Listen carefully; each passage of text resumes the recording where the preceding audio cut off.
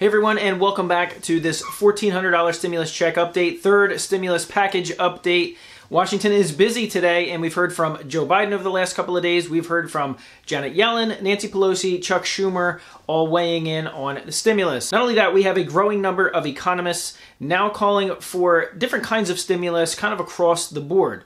So how's that weigh into what they're talking about in Washington and what is being added to this stimulus plan? But we have the latest coming out of Washington in terms of the stimulus check, who's going to be eligible, and when we could see it. Every day the timing seems to shift, but we're going to discuss what's happening. Hey everyone, my name is Randy. Welcome back to the Late Night Grind, a brand new YouTube channel that I started, and I'm talking about these stimulus check updates and stimulus package updates because they're of great interest to myself. So if you want to follow along, all you have to do is hit that subscribe button below, and don't forget to tap that notification bell icon.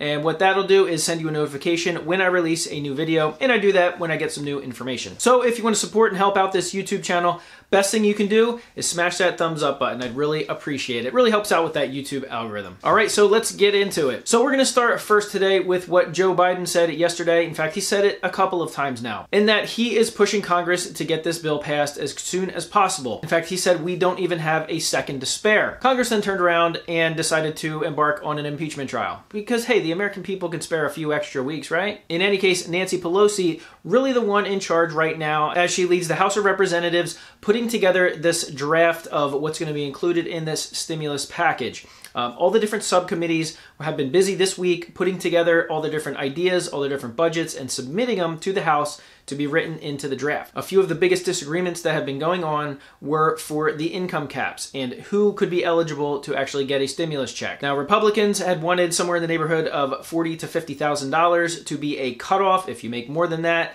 as a single, you wouldn't get a stimulus check, or more than $75,000 as a couple, you wouldn't get a stimulus check. The Democrats promptly pushed that off, even though Joe Biden said he is willing to compromise, and really he just wants to get these $1,400 checks out as fast as possible. But then he got so much pushback from both sides, but especially from the Democrats, that said, no, you can't lower this. You can't leave so many millions of families out. And Bernie Sanders actually tweeted out, last time I checked, somebody making $55,000 per year isn't exactly considered rich. And the whole reason this was actually a concern was because there was some Democratic senators who were basically said they were not exactly thrilled about sending out more stimulus checks unless they know that it could be more targeted. In other words, they don't want wealthy individuals, high net worth individuals still receiving stimulus checks. Back with the CARES Act, they found out there was people making $200,000, even $300,000 per year still receiving stimulus checks. So what we're looking at right now is that what is being written into the draft is that it will be $75,000 per single and $150,000 per couple.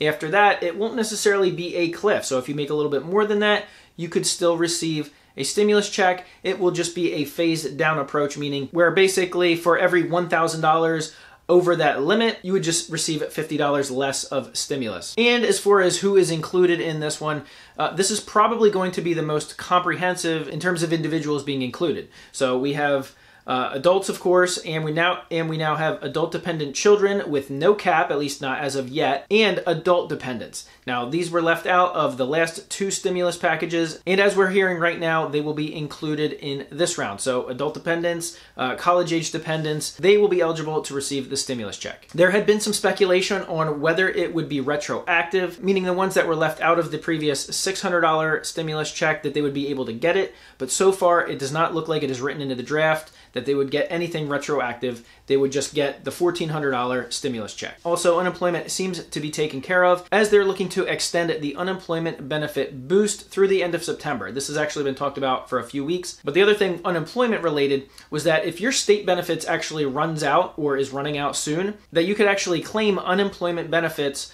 up until the end of August. Why it doesn't go to the end of September to match the unemployment boost, I don't know. They didn't specifically talk about that, but the end of August is the date that they mentioned. And of course, the question that is on everybody's minds, and that is time frame. As we get closer to this, the time frames are going to get more specific, and they're going to appear closer. And I read through the comments of a lot of these videos, and I can see a lot of people saying, oh, it's going to be mid-March, it's going to be April, it's going to be never. I assure you this is going to go a little bit quicker than you think. Nancy Pelosi mentioned several times that February 16th is the deadline to put all these together in a draft and have the House of Representatives vote on it. She's already received many of the budget issues back from these budget committees and is already being put into the draft. That was a little bit ahead of schedule, and in fact, they're probably moving so fast, at least in the House of Representatives, Nancy Pelosi saying she thinks this whole thing will be passed before the end of February. House Majority Leader Steny Hoyer actually said he thinks that they'll be able to get a vote on it the week of the 22nd or possibly sooner and get it over to the Senate. In the Senate, here's where they could be facing some issues. Because if you watched one of my last two videos, you'd see that the $15 an hour minimum wage is back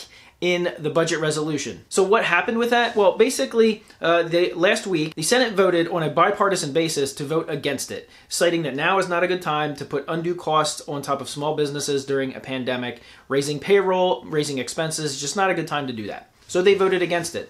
While the House of Representatives came back and the Educational and Labor Department Committee put it right back in. And they said, yeah, we're going to vote for it. Now we're going to try and pass it and get it voted for. Now, that's a pretty aggressive standpoint, being that the Senate on a bipartisan basis voted against it, including several Democrats. So here is something that this entire bill could be up against. Joe Manchin and at least one other Democrat has said they are not in favor of the $15 an hour minimum wage boost.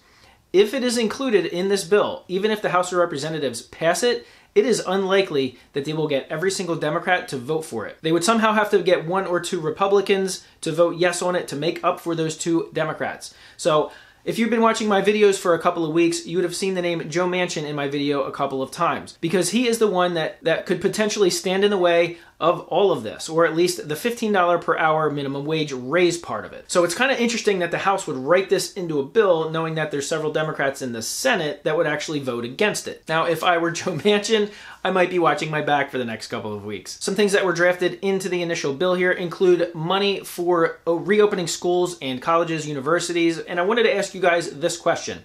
On my community tab on this channel, Late Night Grind, I already posted a poll, and I want to know what you guys think. In the last round of stimulus, Congress passed $90 billion to go out to schools, colleges, to reopen, to get the equipment they need, get the resources they need to reopen safely. That money has yet to go out. But in this bill, Congress is voting on spending an additional $170 billion. And I just thought that was kind of strange because the last $90 billion has not even gone out yet. So I wanted to know what you guys think. There's a poll up on my community tab. Should they still vote and go for spending an additional $170 billion? Or should they see what that $90 billion that they already allocated does once they send it out? And I wanted to follow it up with this. I want to know what you guys think in terms of timing. I've told you multiple times now, based on what Nancy Pelosi has said, based on what Chuck Schumer has said, that they feel this whole thing can get passed before the end of February. What do you guys think? Is it going to get through before the end of February? Is it going to go through at the beginning of March or maybe mid-March? Remember, March 14th is that deadline when unemployment benefit boosts drop off and tens of millions of people lose all that extra unemployment money. I want to know what you guys think. I know it sounds like I'm talking about the same things on kind of a daily basis, but there's always little tweaks and changes to it in terms of who thinks what's more important and what the voting looks like, who could block it, who's for it, things like that. So I want to continue to give you guys the most up-to-date information as possible, even if it seems like it's the same kind of stuff over and over. Please pay attention because sometimes it is not. I appreciate you guys watching this video and following along. And don't forget, give this video a big thumbs up. Really helps out with this, really helps out with the YouTube algorithm and helps out this channel. All right, guys, I will see you in the next video.